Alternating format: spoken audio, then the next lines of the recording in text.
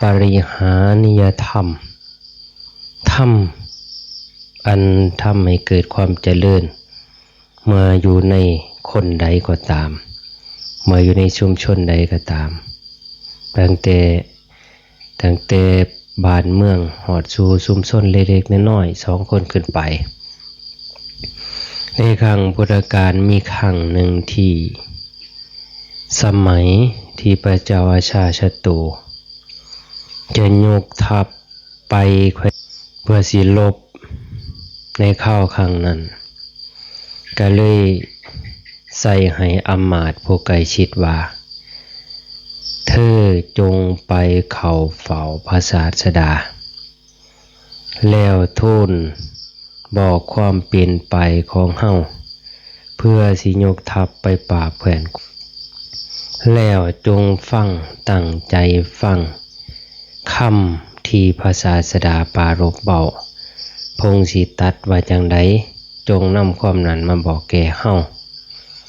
อามาตย์ผู้นั้นก็จึงรีบเดินทางไปตามที่พระเจ้าอาชาศัตรูบอกเมื่อไปถึงแล้วก็กราบ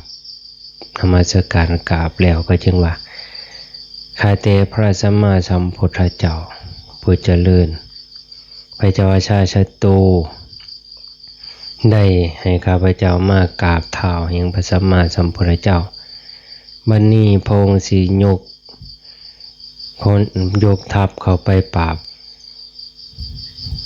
จึงได้ฝากให้แก่ข้าพระเจ้ามากราบทูลพระสัมมาสัมพุทธเจ้าสมัยนั้นพระอานนท์นั่งอยู่ใกล้พระพุทธเจ้าพระพุทธเจ้าก็เลยพูดเปรียบเปยเป็นทำนองพูดกับอานนท์ว่าดูก่อนอานนท์เมื่อเฮาเสด็จไปสู่แคว้นได้พูดกับชาวเมืองเหล่านั้นได้โดยธรรมอปริหานิยธรรมพวกเขายังตั้งอยู่ในธรรมอปริหานิยธรรมอยู่หรือพระอานนท์ก็ว่ายังตั้งอยู่พระพุทธเจ้ามาดูก่อนอานนท์เมื่อพวกชาวเมืองเหล่านั้นกษัตริย์เหล่านั้นยังคงตั้งอยู่ในอปริหานิยธรรมอันเฮาได้ตรัสไว้ดีแล้วประชาชนและชาวเมืองนั้นจะบ่มีความเสื่อมมีแต่ความเจริญฝ่ายเดียวเพราะธรรมนั้นเป็นธรรมปันเป็นไปเพื่อความเจริญเฉพาะบุคคลและก็ตลอดถึงบ้านเมืองประเทศชาติเมื่อกล่าวจังสี่กับพระอานนท์อมาตย์ผู้ฉลาดก็เข้าใจเขาจึงกราบลาพระพุทธเจ้าขึ้นมาหาพระเจ้าอาชาศัตรูกราบบังคมทูลตามที่ตนเองได้ไปเข้าเฝ้าแล้วพระพุทธเจ้าก็เฝ้ากับพระอานนท์ว่าจังได๋แน่หลังจากนั้นพระเจ้าอาชาศัตรูก็ฮู้ด้วยปัญญาของพระองค์ว่าคำตัดของพระพุทธเจ้าย่อมบ่มีเป็นสองถ้ายกทัพไปตีก็คงจะพ่ายแพ้กลับขึ้นมาพอพระพุทธเจ้าเว้าบ่มีเป็นสองก็จึงบ่ยกทัพออกจากเมืองเพื่อสิไปรบกับแคว้นนั้น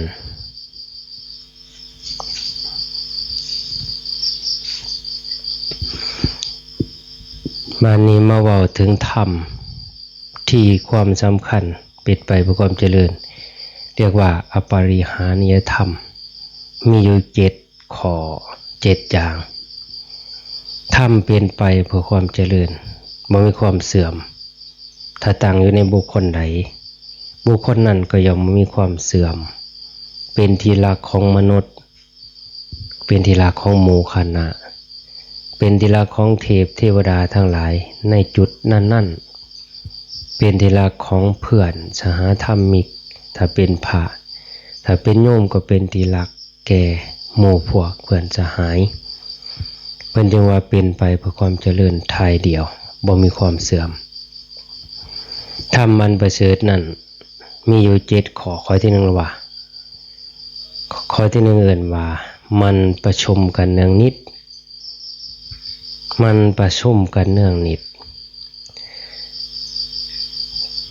มีจิตธุระการงานร่วมประชุมกันมื้อละฟันมื้อละครั้ง นี่ว่าตัวอย่างคือสมณชีพราหมณ์ครูบาอาจารย์วัดใดก็ตามบ้านใดก็สร้างถ้าวัดใดยังมีพระภิกษุสงฆ์อุปสามเณรนับแต่2 รูปขึ้นไปแต่ละมื้อมารวมประชุมกันของภิกษุสามเณรเฮ็ดหยังคุยอยู่เลี้ยงผู้สาวบ่สูบยาบ่ทานกาแฟตัวนั้นเพิ่นบ่นับมันประชุมกันเนืองนิดประชุมร่วมทำจิตของสงฆ์สรรเสริญบารมีพุทธเจ้านี่คือเฮาเฮ็ดนี่เอิ้นว่าประชุมกันโดยการสาธยายธรรมนี่สำหรับภิกษุสามเณร2 รูปขึ้นไปถ้าวัดใดพระภิกษุสงฆ์สามเณรยังประชุมกันอยู่เรื่อยๆทั้งเช้าอยู่ทั้งแลงอยู่ตอนเช้าประชุมกันตอนแลงประชุมกันวัดนั้นก็สิเป็นไปเพื่อความเจริญบ่มีความเสื่อมตลอดถึงญาติโยมวัดใดมีไม่ออกมีพอออกเขามาจำศีลภาวนาทุกวันศีลนั่นคือการประชุม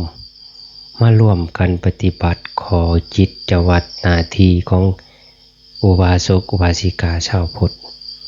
เจริญสมาธิภาวนาร่วมกันนั่นคือประชุมกันประชุมกันเหมือนพาเรียเจ้าเมื่อประชุมกันแล้วถามขออัดขอธรรมเบาเรื่องศีลเรื่องธรรมสู่กันฟังประชุมกันแล้วนั่งสงบเงียบสำรวมอินทรีย์ตาหูจมูกลิ้นกายใจนั่นคือพาเรียเจ้าเฮาเป็นลูกหลานเกิดมาปลายพุทธันดรก่อนพุทธกาลมาประชุมกันมารวมกันทำตามข้องขล่องข้องธรรมนักปราชญ์บัณฑิตผู้เพิ่นใดขีดเขียนผู้เพิ่นใดกระทำเดินตามเดินก่อนเฮานั่นถือว่าเฮาทำตามอริยประเพณีของพระเรียเจ้าเราพระอรหันต์เรียนว่าประชุมนี่คือข้อที่1ซอยจำข้อที่2อปริหานิยธรรมข้อที่2ว่าเมื่อประชุมก็พร้อมกันประชุมเมื่อเลิกประชุมก็พร้อมกันเลิกบางหันมันประชุมดูยำเสาร์ยำแรงทำวัดสวดมนต์นั่นเป็นขอวัดบ้านนี้ก็เมื่อประชุมก็พร้อมกันประชุมเมื่อเลิกประชุมก็พร้อมกันเลิกพร้อมกันประชุมเฮามีขอนัดหมายพาภิกษุเฮาเริ่มแต่อาตมาอยู่วัดวันเปื่อยแต่ก่อนเขียนขอวัดเป็นขอหามพอมีภิกษุสามเณรลูกสุกศิษย์เดินมาตามจากที่อื่นมาเขาก็แล้วแต่อาจารย์พาเฮ็ดแต่ภายหลังมามีลูกหลานมันเปื่อยมาบวชนั่นก็เป็นหน้าที่ของเจ้าวาดสิพาไปทางใดก็แล้วแต่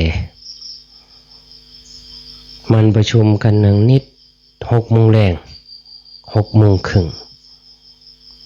1 ทุ่มครึ่ง1 ทุ่ม 20 1 ทุ่ม 30หรือ40ทำวัดทุกวันเบ้นแต่มีจิตสงฆ์นี่คือขอวัดที่พูดกันตั้งแต่มาอยู่วันเปื่อยทำวัดไปหอด2 ทุ่มครึ่ง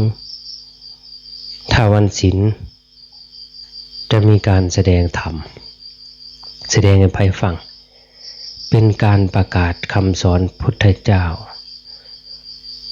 ช่วยกันนี่เอื่นว่าซอยกันจะร่วมรักษาประกาศเมื่ออาตมาอยู่ก็จะทรงแสดงใครอยู่บางครั้งก็ต้องแสดงทำหน้าที่ของพุทธบุตรเป็นการประกาศพระธรรมเพื่อเป็นการใส่หนีไม่ออกอีกด้วยเราภิกษุสามเณรอยู่ร่วมบ่ปากนั่งอยู่ซื่อๆด้วยความสงบเงียบสำรวมอินทรีย์อยู่ด้วยความเคารพพระธรรมนั้นก็เป็นการแสดงความเคารพธรรมแสดงธรรมเหมือนกับว่า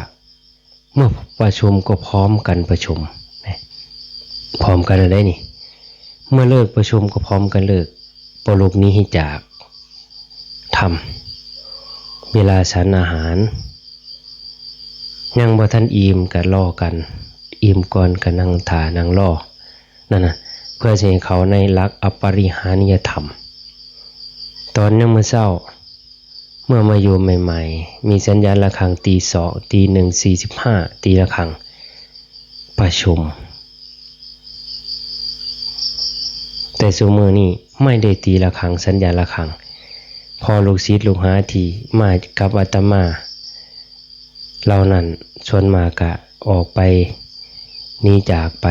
ปอยู่ทุนละทิศละทางแล้วก็เลยผู้ใหม่เขามาลูกหลานมันเปิดเข้ามาฝึกฝนบอกเจ้าอาวาสเรียบร้อยก็เป็นหน้าที่ของเจ้าอาวาสเพื่อจะแนะนำชักชวนปลูกศรัทธาให้น้องนุ่งลูกหลานมันเป็นหน้าที่ระดับเป็นขันตีสี่ครึ่งทำวัดประมาณจักชั่วโมงหนึ่งยามมื้อเช้าแล้วก็ร่วมกันจัดจิตของสงฆ์โดยการกวดศาลาปูอาสนะตั้งน้ำฉันน้ำใส่น้ำฉันนี่สมัยที่มาอยู่นี่ตัวหนึ่งก็บ่มีอาตมาเองก็ทำเป็นตัวอย่างนั่นสมัยนั้นตกมาฮอดปีที่5นี่ก็มีสามเณรมาอยู่ด้วยมีพระลูกหลานมันเปื่อยบวชเข้ามา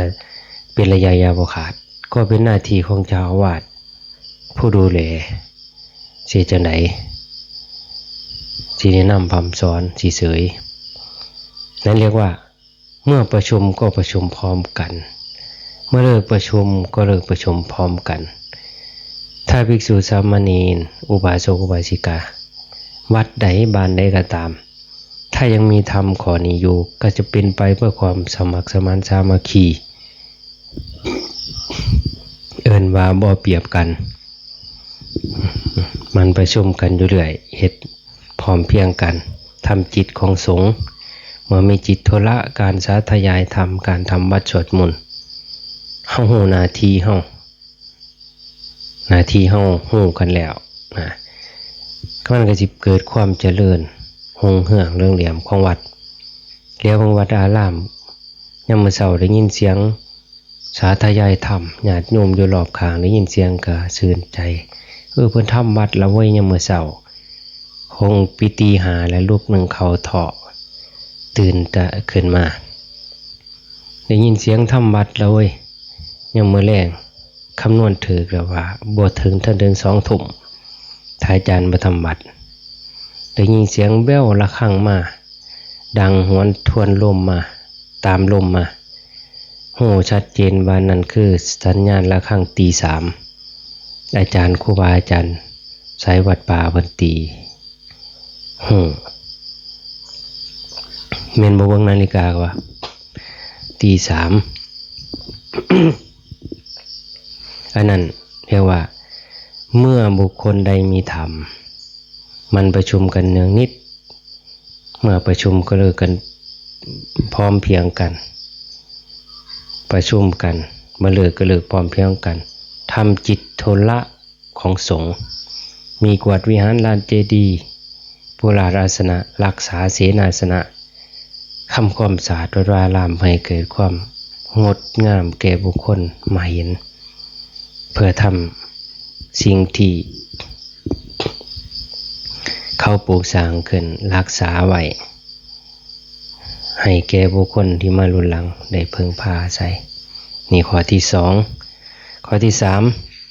3ไม่บัญญัติสิ่งที่พระสัมมาสัมพุทธเจ้าไม่ถอนสิ่งที่พระเจ้าทรงบัญญัติไว้แล้วก็ไม่บัญญัติสิ่งที่พระเจ้าบ่ได้บัญญัติเพิ่มขึ้น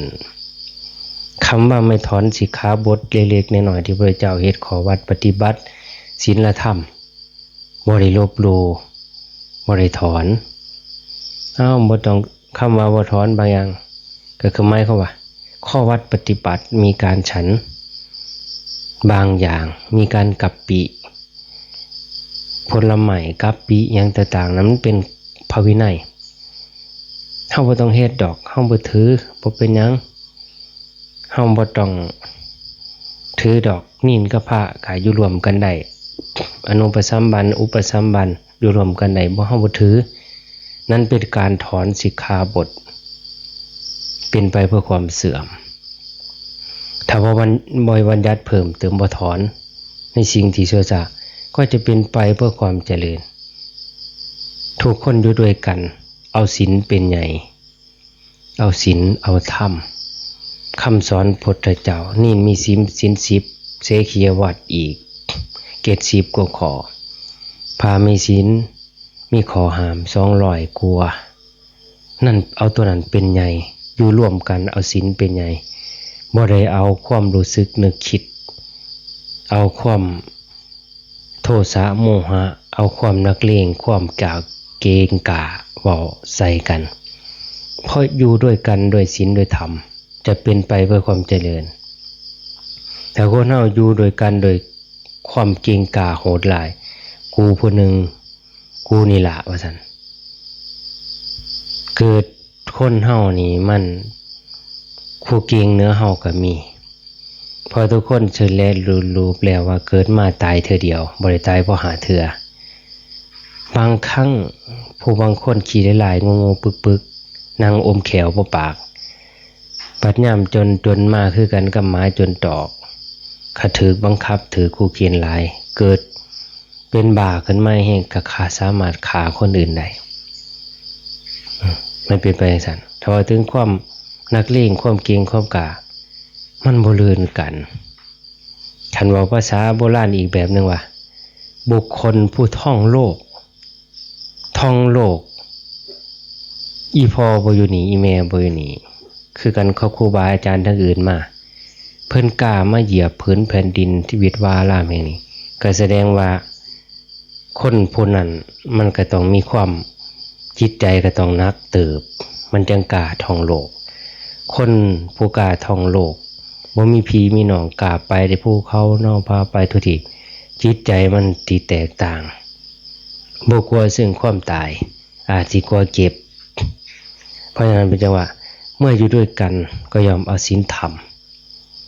เอาชนะกันโดยศีลธรรมเจ้านั่งสมาธิชั่วโมงข่อยสิเอา3ชั่วโมงพุ่นเจ้าสำรวมศีลดีข่อยก็สำรวมยิ่งกว่าเจ้า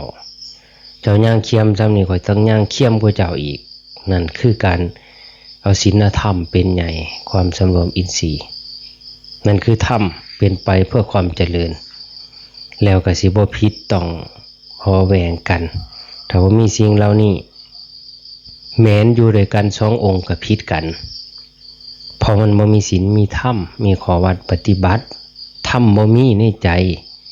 มีแต่ธรรมเอาตีนธรรมเอาปากธรรมกัน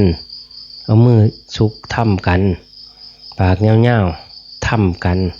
เสียดแทงกันเอาหัวใจธรรมกันมันบ่มีธรรมมาอันเป็นคำสอนพระเจ้าความเอ็นดูหักสมัครสมานเอาศีลอยู่ในควบคุมอารมณ์เจ้าของเอาศีลไว้ในใจบ่มันเอาศีลนี่ไปควบคุมคนอื่นบ่มันเอาศีลไว้อยู่ในปากเอาศีลไว้ปากแล้วไปควบคุมคนอื่นตัวนั้นเป็นไปเพื่อความเสื่อมอันนี้แหละเพิ่นจึงว่าเมื่อประชุมกันมันประชุมกันอยู่แล้วก็บ่บัญญัติสิ่งที่พระเจ้าทรงบ่ถอนข้อที่พระเจ้าทรงบัญญัติแล้วบ่บัญญัติสิ่งที่พระเจ้าบ่บัญญัติเพิ่มขึ้นไป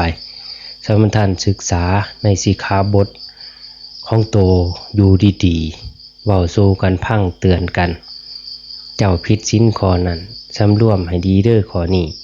เตือนกันอยู่บ่อยๆมันก็สิเป็นไปเพื่อความนุ่มนวลอ่อนหวาน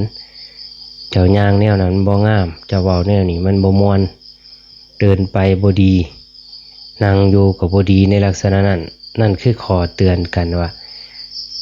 พากันสมาทานสำเนียกสิกขาบทข้อที่พระเจ้าทรงห้ามนั้นเรียกว่าอปาริหานิยธรรมข้อที่3ข้อที่4บอกว่าภิกษุเหล่าใดเป็นผู้ใหญ่เป็นประธานในสงฆ์ เคารพนับถือภิกษุรูปนั้นเชื่อฟังถ้อยคำของท่านนี่คือข้อวัดของพระถ้าเป็นของโยมเพิ่นก็ว่ามีผู้ใหญ่วัยวุฒินักปราชญ์บัณฑิตอยู่ในที่นั้นจงเคารพผู้ใหญ่ถ้าเป็นพระก็ว่าจงเคารพพระเถระผู้เป็นใหญ่ในสงฆ์ในที่นั้นเชื่อฟังถ้อยคำของท่านเป็นประธานสงฆ์ในที่นั้นนั่นนี่เป็นไปว่าเป็นหยังจังว่าให้เคารพผู้ใหญ่คนถ้าบ่มีหลักก็ซ้ำข้วยบ่มีหลักในวัดหนึ่งเป็นหยังจะต้องมีเจ้าอาวาสเป็นหยังจะมีประธานสงฆ์ประธานนั้นคือที่ปรึกษาของชุมชนคนเรานั้นผู้ใดก็ตามผู้หน่อยก็ตามผู้ใหญ่ระดับขึ้นมาถ้าเคารพผู้ใหญ่ผู้หนึ่งผู้เดียวกันเอาผู้นั้นเป็นหลักเป็นที่ปรึกษาเคารพเชื่อฟังถ้อยคำมันก็สิเป็นไปเพื่อความบ่แตกแยกสามัคคีเป็นหนึ่งเป็นสอง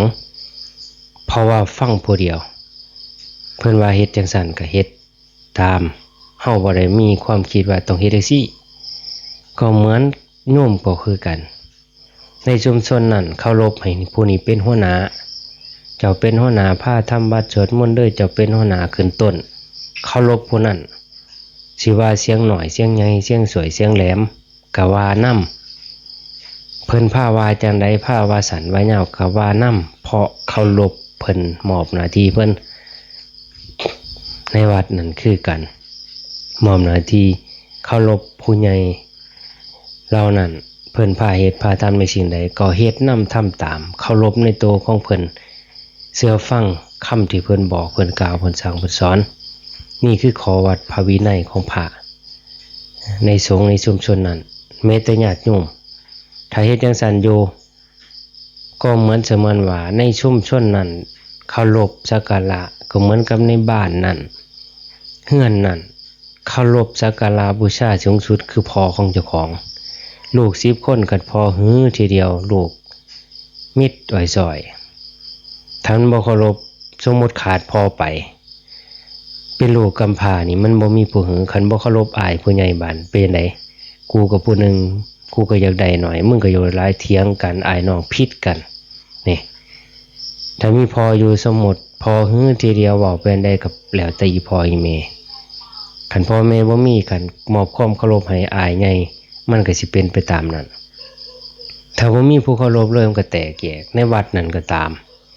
สมมุติในวัดถ้ามีใหญ่ซ้ำกันบ่เคารพบ่มีความเคารพต่อผู้ใหญ่ผู้ประธาน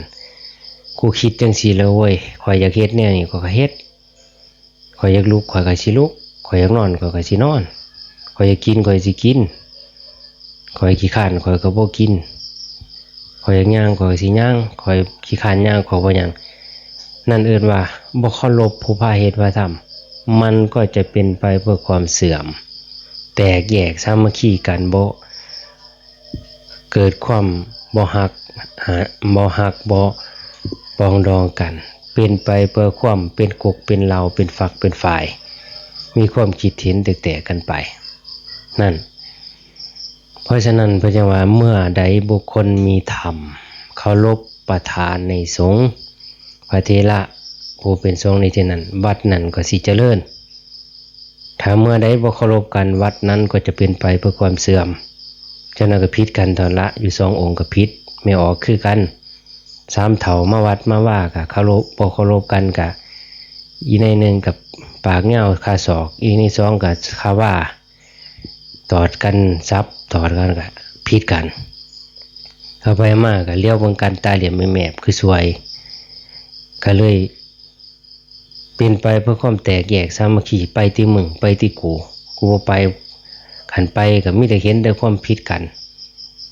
เห็นแต่ความผิดกันเฮ็ดแต่ความบ่ดีบ่ได้เห็นความผิดเจ้าของบ่ได้เห็นความบ่ดีของจักอย่างเห็นแต่ของหมู่นั่นมันก็เลยเป็นไปเพื่อความเสื่อมอันนั้นเอิ้นว่าธรรมอปริญญาธรรมข้อที่4ข้อที่5ว่าไม่รู้อำนาจแก่ความอยากที่เกิดขึ้นไม่รู้อำนาจแก่ความอยากที่เกิดขึ้นคนมีความอยากคือกัน เกิดมามีความอยากคือกันอยากหยังอยากมีเงินมีทองอยากมีชื่อเสียงอยากให้คนสักการะบูชาอยากให้คนนบน้อมอยากให้คนยกย่องสรรเสริญอยากคือกันแต่ว่าพวกเราไม่รู้อำนาจของความอยากข่มใจเจ้าของบ้างถ้าบ่รู้อำนาจของความอยากก็เอาความรู้สึกความนึกคิดแล้วแต่ครูบาอาจารย์พาเฮ็ดถ้าอยู่ในวัดถ้าอยู่เป็นบ้านก็แล้วแต่ผู้ใหญ่บ้านแล้วแต่กำนันแล้วแต่อีพ่อสิพาเฮ็ดมันบ่รู้อำนาจของความอยากถ้าว่านำความอยากข่อยก็อยากสิต่างกัน10คนอยากต่างกันหมอนี่อยากกินหมอนี่อยากไปเที่ยวหมอนี่อยากนอนไหนมันผิดกันได้นี่ความอยากเกิดขึ้นอยากยิ่งทะเยอทะยานอยากห่างอยากมีอยากดีอยากได้คนยกย่องสรรเสริญความอยากเหล่านั้นบางครั้งการกระทำบ่มีขอบเขตบ่มีหลักมีเกณฑ์เหมือนครูบาอาจารย์ความอยากนั้นสิน้อมนำมาซึ่งความทุกข์เมื่อผิดพลาดเอาไปมาก็สิอยู่ผู้เดียวคนตนสิบ่มีผู้อยู่นำมีหมู่อยู่นำจะน้อยเห็นแต่ความผิดเขาคนอื่นผู้นั้นก็บ่ดีผู้นี้ก็บ่ดีมีแต่บ่ดีเลยบ่มีหม่องสิอยู่วัดสิอยู่ก็บ่มีบ้านวัดสิเข้าก็บ่มีใครเป็นไม่ออกคันมีหลายวัดจังได๋บ่มีวัดสิเข้าไปวัดนั้นก็พวกนั้นบ่ดีมาวัดนี้ก็พวกนี้บ่ดีเอาไปมีหาวัดสิเข้าก็บ่มีเอาไปมาหาวัดที่อยู่ก็บ่มีคันเป็นพระรู้อำนาจของความอยากให้หมู่เฮ็ดนำอยากให้พระเฮ็ดนำอยากให้หมู่ฟังความโตว่ายังขึ้นเบิดให้เอานำอย่างเดียวนั่นคือว่ามันรู้อำนาจของความอยากฮักตัวนั้นเป็นการมาข่มใจไม่รู้อำนาจของความอยากมีสติอยู่นี่ข้อที่5ข้อที่6ว่ายินดีในเสนาสนะป่าบอกถึงพาได้บาดยินดีในเสนาสนะป่าผมผ้าปลูกป่าเป็นหยังจึงปลูกผมเกิดขึ้นมาในพระธรรมวินัย17 18 19ปีเข้ามาไปอยู่ไสกับปลูกป่าที่นั่นมาอยู่นำอาจารย์ถนอมปีแหละปีเดียวกับปลูกป่าอยู่นั้นปลูกต้นไม้หลายๆต้นที่ยังปลูกเพื่อยังเอาหน้าตากับว่าปลูกเพื่อศาสนาวัดวารามให้ลูกหลานมาเพิ่งพาอาศัยอย่างน้อยๆนกจิบนกจอกมาบินมาจับมีหมากมีเมล็ดขึ้นนกหนูปูปีกมาจับมากินหมากเมล็ดมาส่วนหมเพิ่งเง่าขันมันหกขันมันสีทางกระทางถิ่มได้ถึงเวลาถางบนถึงเวลากับปลูกไว้ให้มันมีจึงว่าสอบปลูกป่าปลูกเพื่อปลูกฝังวัดว่าศาสนาวัดวารามต่อไปรอบเขตบริเวณหาป่าบ่มีกระหอกกระแตนกนูปูปีกหาหม่องสีบ่มีขันวัดวารามได้ปลูกป่าปลูกหยังไว้นกนูปูปีกก็สิบินเข้ามาสู่วัดวารามคือวัดเฮาสิบ่จะกระปอมกระถางกระหอกกระแตกสวดๆหายางไปเบิ่งทางนอกมันหาหม่องสิไข่ก็บ่มีเข้าจูดป่าเอาไข่ไปฝังไว้ดินเข้าก็จูดอันนี้บ่ได้จูดป่าหามไม่ออกบ่อยากให้จูดป่าใบไม้อยู่ในใบไม้นั้นมีไข่นกไข่มุดบางชนิดไข่กระปอมไข่แหน่ไข่หยังอยู่ในอาหารหลายๆก็เลยบ่อยากให้จูดเพื่อที่รอเลี้ยงชีวิตเรานั้นอนุเคราะห์ซึ่งกันและกันพอได้ให้เบิ่งได้ดูได้ส้มลูกหลานเกิดขึ้นมาว่าโอ้เป็นตัวแนวนี้เนาะกระหอกกระแตกระปอมกระถางบ่เคยเห็นก็เลยปลูกสิ่งเหล่านี้ไว้ปลูกวัดวารามปลูกศาสนาปลูกคมเงาให้คนอยู่ให้นกนูปูปีกอยู่ให้สัตว์ช้าว่าสิงอยู่ให้ได้เพื่อส่วนห่มที่พึงอาศัยเจ้าคนบางคนเขามาวัดบันเปื่อยโอ้คือวัดป่าเนาะอาจารย์เพราะคันแม่นวัดบ้านเข้าทางปานหัวหลานเห็นบ่หัวหลานเฮาบ่ไปอาศัยมันก็บ่มีหม่องจับถ้าวัดแปลนหลายสัตว์ก็บ่อยากมีมาอยู่อาศัยนกนูปูปีกเสียงห้องก็บ่มีแปลนนั่นมันเริ่มเป็นถ้า มีต้นใหม่ภูเขาขึ้นมาลำเนาไผ่ขึ้นมามีพวกสัตว์หลายๆชนิดมันก็สิมาอยู่อาศัยเฮาก็สิอยู่แบบธรรมชาตินั่นยินดีในเสนาสนะป่าแล้วก็นำตนเข้าไปฝึกฝนอบรมมีป่าบางครั้งพระพุทธเจ้าเฮานี่เพิ่นเข้าไปอยู่ในป่าอยู่เงียบๆพาภิกษุพาอรหันต์บางรูปปลูกต้นใหม่อยู่ในป่าอยู่ต้นโท่นใหม่เพราะฉะนั้นการฝึกสมาธิบางอย่างผู้อยากได้ความธรรมชาติไปนั่งอยู่เงาใหม่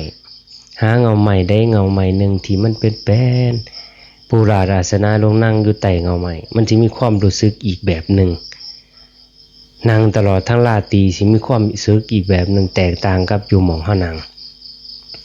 งอยู่ในกุฏิเปิดพัดลมใส่มันจะเป็นจังหนึ่งแต่ไปนั่งอยู่ใต้เงาใหม่มันจะเป็นอีกแบบหนึ่งมีความแตกต่างดินมันที่สามารถดูดไอเย็นลงไปบ่ให้เกิดความเล่าร้อนบางอย่างมันที่ซอยคนได้หลายเพราะฉะนั้นพาริยเจ้าเราพระอรหันต์ในครั้งพุทธกาลตัดสรู้อยู่ใต้ต้นไม้ทั้งนั้นเพิ่นบ่ได้ตัดสรู้อยู่ในปราสาทเพราะฉะนั้นเพื่อจึงเว้าถึงธรรมอันเป็นไปเพื่อความเจริญของภิกษุผู้ใคร่คนงามความดีเรียกว่าพอใจในเสนาสนะป่าพอใจในการสิฝึกฝนอบรมเจ้าของพอใจในการเข้าไปอยู่ในป่าเงียบๆสงัดข้อที่7ว่าตั้งใจอยู่ว่าเพื่อนภิกษุสามเณรซึ่งเป็นผู้มีศีลซึ่งยังไม่มาสู่อาวาสขอให้มาที่มาแล้วขอให้มีความสุขตัวนี้บอกถึงความเอื้อเฟื้อเผื่อแผ่มีความคิดมีความตั้งใจภิกษุสามเณรใดเป็นผู้มีศีลมาสู่อาวาสนี้มีความสุขที่ยังบ่ทันมาขอให้มาผู้มีศีลว่าเด้คันอยู่ด้วยกันมีศีลดูเป็นร้อยก็ฮักกันคือพ่อคือแม่คืออ้ายคือชายถ้าอยู่นำกันบ่มีศีลอยู่3คนก็ทุกข์3กองเห็นหน้าบักอันนี้ก็โอ้ยกูมาทุกข์แท้น้อหาความเดือดร้อนมาให้เห็นหน้าหมอนี่กูโอ้ยกูมาทุกข์แท้น้อหาความเดือดร้อนมาให้นั่นพระภิกษุสามเณรนี่สมมติอยู่ในวัดหนึ่งความนักก็ไปตกสู่ผู้ดูแลเจ้าอาวาสประธานสงฆ์ขันเฮ็ดบ่ดีมาไม่ออกก็ติฉินนินทาเราเทวดาก็ติฉินนังเทียครูบาพาสงฆ์มาอยู่นำคือวัดเปื่อยเฮาเตือนก่อนผ่านมาแล้วองค์ไปบิณฑบาตบ่ได้บิณฑบาตนำอาตมาไปบิณฑบาตต่างหากพกหนังสติ๊กไปน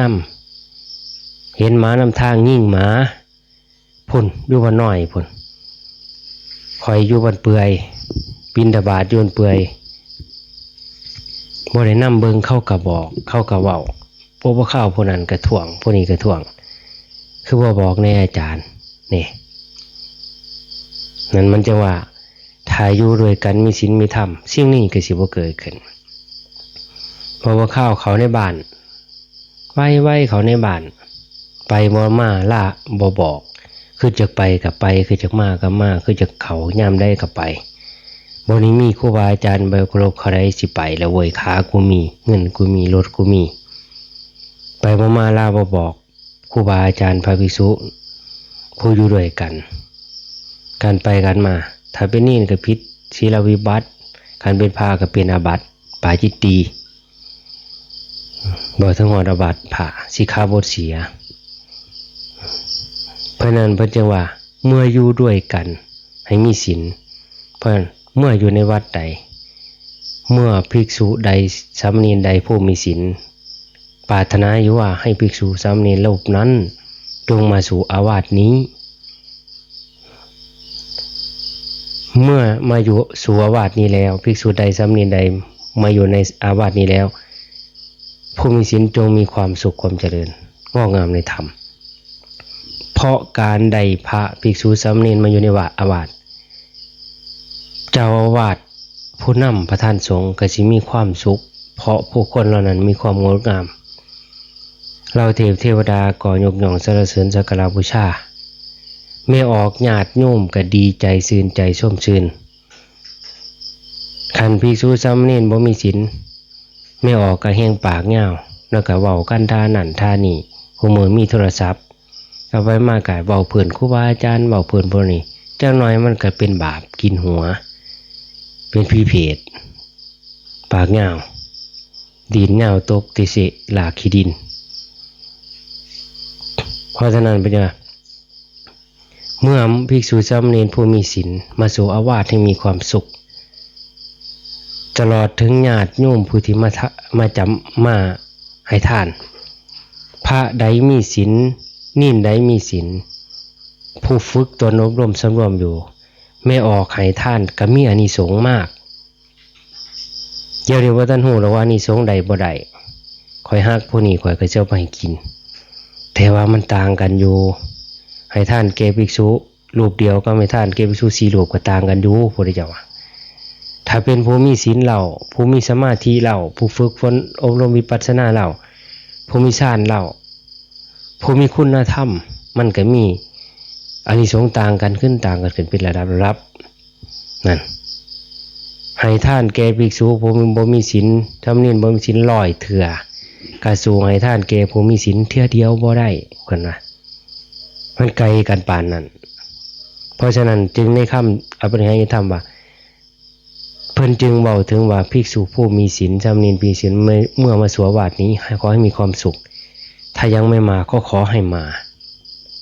นี่ก็เพื่อยังเพื่ออยากอนุเคราะห์ญาติโยมเพื่อสิให้ชุมชนนั้นได้ทำบุญทำทานแล้วเขาสิมีอานิสงส์ให้เป็นที่รักที่เคารพสักการะบูชาของเราเทพเทวดานั่นมันเป็นขันธ์จังซั่นนี่คือธรรมคำสอนพระเจ้าเรียกว่าอปริหายธรรม